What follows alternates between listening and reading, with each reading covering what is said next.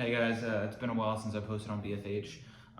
Been busy. I'm still hoping to get that late March, season 2 for BFH. But some people have been asking what kind of upload in the meantime, things like that. So a lot of people ask for like tutorials, things like that. So today I want to go over, options and things you have from side control. Side control is, for me, one of my best positions of escaping, being comfortable. And when I mean options from side control, I don't mean being on side control, I mean being on the bottom in someone else's. So whether you want escape, submissions, whatever it is. So I'll go over a couple. There's a few things. I'm trying to think of how I can best work on this. So I'm this way. All right. And say Phil here is a guy. He's got side control on me. There's a couple things you can do. If you're looking to escape, there's a couple escapes. I know one is, you want to be careful keeping this arm here because he might try to mount an arm triangle. So I usually try and keep it here tight. I'll take this arm here and I'll trap his leg. So I'll just kind of keep it like here. Then when this hand is here, trying to think of how to show this. When this hand's here, I trap this hand with my neck. So if you combine these two things here, trap this with my neck. Here, I'll grab this, make sure this is tight. Bring my toes in, down here. And then if you're a wrestler, you know that little bridge motion that you do where you bridge onto your head. Bridge. Over. There you have a nice little side control escape.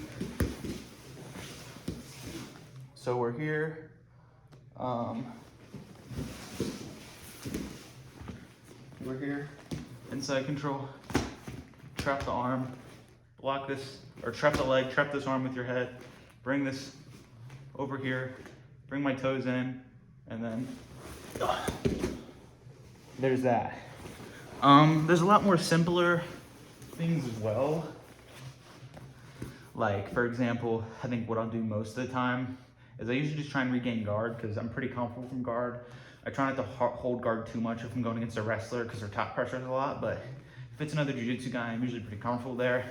So I usually just turn in, see if I can get a post with my arm here, my elbow, create some space, get a leg in, and then I have half guard, and then I'll try and work for my hooks. Maybe I can sweep them, or I could just go back to see if I can get full guard here.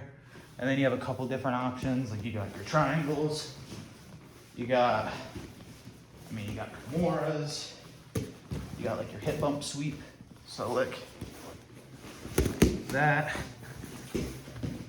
You got arm bars. So there's a lot of, guillotines. There's a lot of options from full guard, but this is a video about side control, so I want to try and stay on that. So what other options do you have from side control? Those are two escapes. If you want to go for submissions, you do have there's a weird straight arm lock you can do here. I'm not going to go over that because it's pretty low percentage. You do have your buggy choke, which I've gone over in other tutorials. You can buggy choke from here. You have your inverted triangle, which make a little space here. You could shrimp out, throw that over the head. And that's something I forgot to go over in the first tutorial for this submission. Is in order to finish this, when you have this locked up, you need to grab the tricep here, pull it down, and then squeeze. If they don't have this tricep, they're gonna turn their head away. But even if they do turn their head, if you pull the tricep to their neck, it's cutting out the other carotid artery. And then that's it. So, got your buggy, got your reverse triangle, but most of the time, this isn't a place you want to stay. I'm usually someone that's pretty good at getting out of it. So I'll usually just shrimp to the side, try and get a leg back, then full guard. Or you have the other thing we went over where you block the arm here. And to arch fully over backwards like that, you do need a lot of movement, like a lot of flexibility. If that's not a movement you're used to, Something you can do to help that, it's like there's wrestling drills. I mean, I think this can help a lot more with neck strength, but I mean, it really does help with this motion of flexibility. I mean, you can start bridging. You can do like this, or I mean, if you're pretty comfortable with it, you can do around like that, whatever you want to do to help out with that flexibility. But I mean, yeah, there really is a lot of things you can do from side control, to escape, to submit, whatever it is. Something else sometimes. Side control here. When I get half guard, I'll get one leg. I don't know if you can see that, but I think you can tell what I mean. I kind of get one leg, this left leg here. See that I can create some space, and then I'll roll under for the other leg. And then you do have a leg lock here. You have a knee bar. You roll under if you get one leg. So I'm here. I have this leg trapped in half guard. This leg in half guard here. I'll create a post with this arm. Put it on his shoulder. I always get this post, and then the second I get this arm over here, I can spin under for the leg. So if I can post, get on the other side of that arm, spin for the leg. You have the submission. I'd say my signature thing that I like to do, it's called a ghost escape. I do it into a darce. So a lot of times they'll come down.